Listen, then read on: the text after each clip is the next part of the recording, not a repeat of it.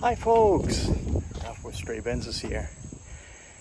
In today's episode, we're going to go over a couple of nasty surprises.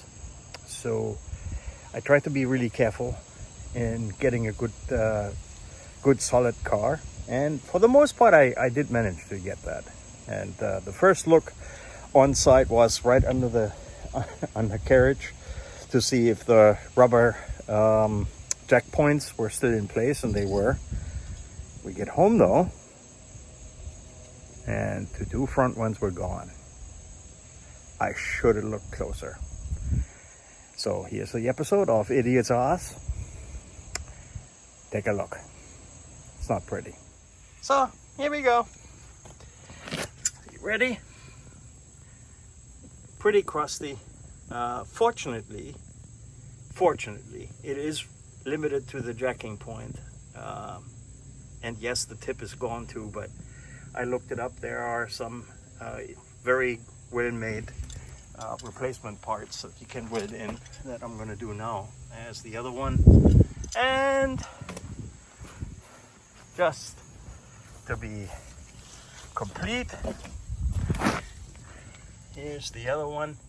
This is actually the most solid as far as the jacking point is concerned. And then we have this side, which looks kind of sort of the same as the other side. So here we're gonna go and put in some welds. The rest of the car is absolutely fabulous, and it's worthwhile salvaging. But this is now going to take an extra couple of weeks to get the parts, weld this in, and get it through PA state inspection. See that there? What's up with the state inspection in New York? They must have been blind as a bat, or they bought the inspection sticker. Or it's just really a typical inspection that they might do in Florida. 4 tires, black, round. We're good to go.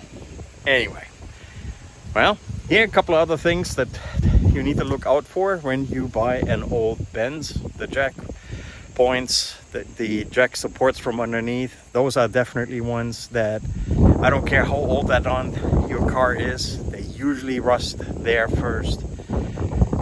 And it's a nasty surprise if you can't fix that yourself. Bye.